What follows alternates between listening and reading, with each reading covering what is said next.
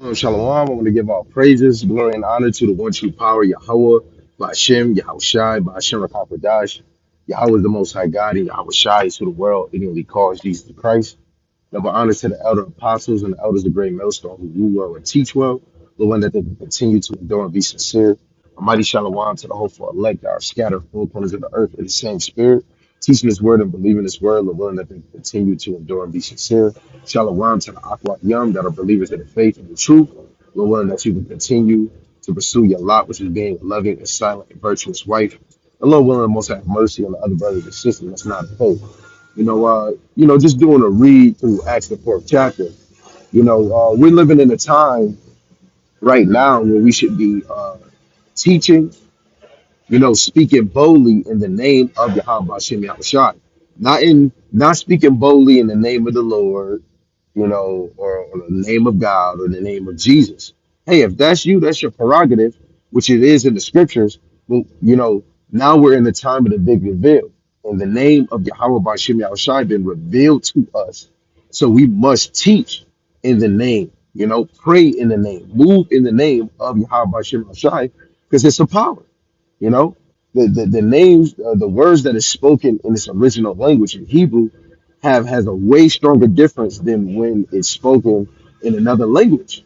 You know, and even for the women that's teaching the children or growing in the faith, Lord willing, the Lord continue to keep you in teaching and speaking in the name of Yahweh Shai. So let's read this before I go back into work. This is Acts chapter 4 and verse 1 in the KJV. It says, as they spake unto the people, the priests and the captain of the temple and the Sadducees came upon them, being grieved that they taught the people and preached through Yahushua the resurrection from the dead. And they laid hands on them and put them and hold them until the next day, for it was now eventide. Howbeit, many of them which heard the word believed, and the number of the men was about 5,000. And it came to pass on the morrow that their rulers and their elders and scribes, and Ananias the high priest, and Caiaphas, Caiaphas, and John, Alexander, and as many as were of the kindred of the high priest were gathered together at Jerusalem.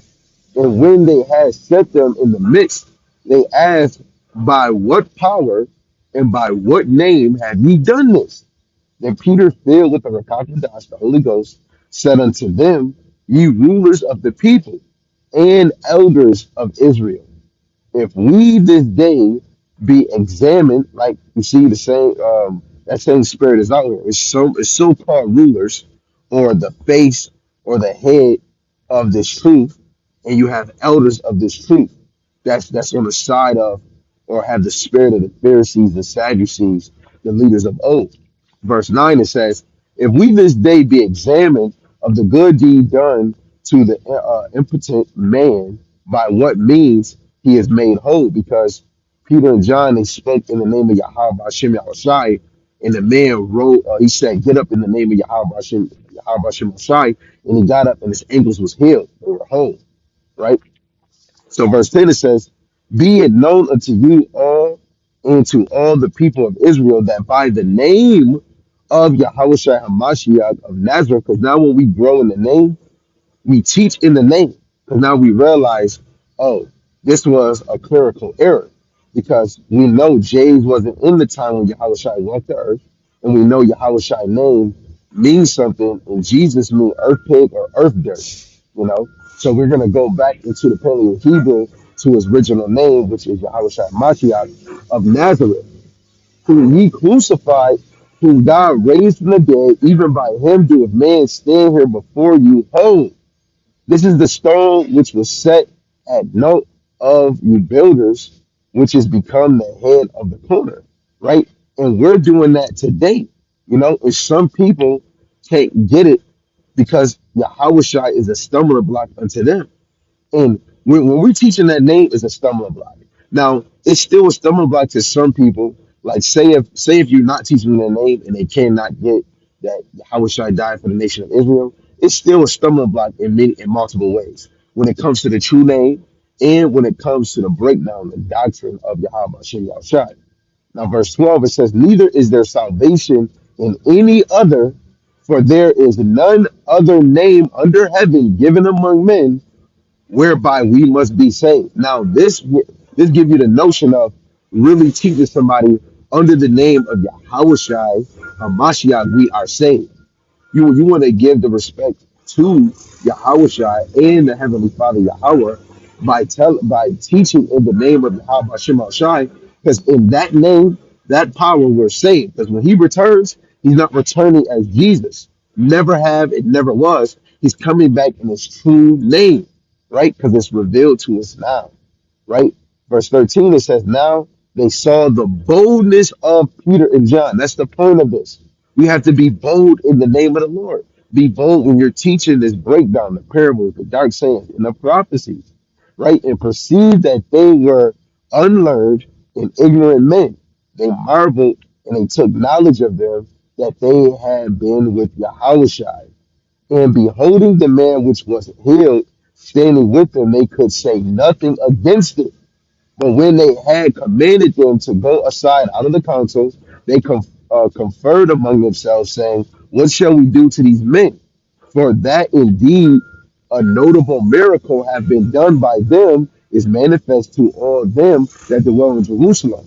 We cannot deny it, but that it spread no further among the people, because guess what? If this real knowledge spread, they're gonna lose followers, right? And we're in the time about the elect. So when you teach in a name, the elect is gravitating to the true understanding, which is part of the name of Yahawah Bahasham Yahawashi. Let us straightly threaten them that they speak henceforth to no man in this name. You see, this is supposed to be easy for the true elect. Teaching in the name, right? Being bold is going to scare the ones that's teaching in another name or teaching another doctrine that don't fully line up with the scriptures. This is what we out here to do. This is how you defend the faith, not by no debate, by teaching 100% truth. First John chapter 2, verse 21. It can't be a lie in the truth, because if it's a lie in the truth, it's not the truth. You know, man, it's amazing, man. You know, people are gonna push that you don't teach in that name, or they're gonna be dissing you that you teach in the name. People gonna be dissing that you're going into prophecy and you're explaining them 100% right, right? Because the spirit is gonna bear witness. The sheep is gonna cleave to it. You know, verse 18 it says they called them and commanded them not to speak at all nor teach in the name of Yahweh. When we read this, you want to read it from the volume. Like, okay, I'm not reading every word in Hebrew. But what's important in this chapter or in this verse? The name of the Son. So when we trace the name of the Son, it's gonna hit way better.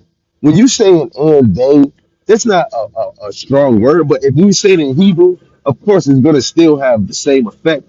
But it's the name, speaking boldly in the name, right? When you going into certain words, like when you going into garments, when you're going into holy, which means kodash, right? When you go into the name spirit, hot hot rakah, right? When you're saying it in its original tongue, it has a stronger meaning.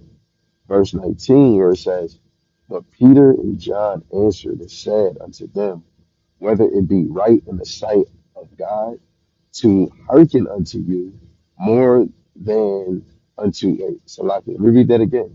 But Peter and John answered and said unto them, whether it be right in the sight of God to hearken unto you more than unto God, judge ye. Right? So if it's better for us to hearken to somebody that don't want us to teach in his name or don't want to bring forth the whole volume of the scriptures, right? You know, we better, hearken to the Lord, because it's better to obey him. That's Acts chapter 5,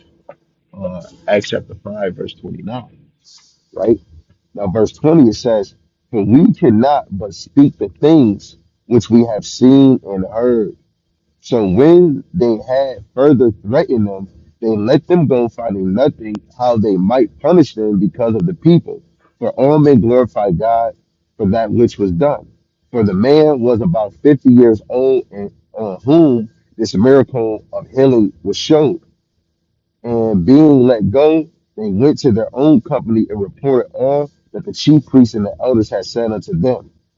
Salaki, it says, and when they heard that, they lifted up their voice to God with one accord and said, Lord, thou art God which has made heaven and earth and the sea and all that in them is. Now, sidebar, this is why brothers do lessons, especially when people go against us by teaching in the name of the Lord, saying that it's not Yeshua, Yahuwah, or Yahya, or Jaja, or Yu-Gi-Oh, or Jesus, right? We go tell the people through these lessons, right? So that they can glorify the Lord because the name is powerful, the truth, the understanding is powerful, right? I'm gonna read a few more because I wanted to get I wanted to get to 29, right? So this is verse 25. It says, by whom the mouth of the servant David has said, why did the heathen rage and the people imagine vain things? The kings of the earth stood up and the rulers were gathered together against the Lord and against his Hamashiach. For of a truth against the holy child Yahawashi, whom thou hast anointed both Harai and Pontius Pilate, with the Gentiles and the people of Israel were gathered together for to do whatsoever thy hand and thy counsel determined before to be done, right? To crucify Yahawashi. And now, Lord, behold, their threatenings and grant unto thy servant that with all boldness they may speak thy word, right? In bonus, you should be speaking the words of Yahawah Bahasham Yahawashi, regardless if we're gonna face death, right? If we're gonna face joke, right? Or people or people gonna make all types of songs or harsh words against you. You got to continue to teach this word, and you defend the gospel by teaching 100% truth. That's how you defend the gospel.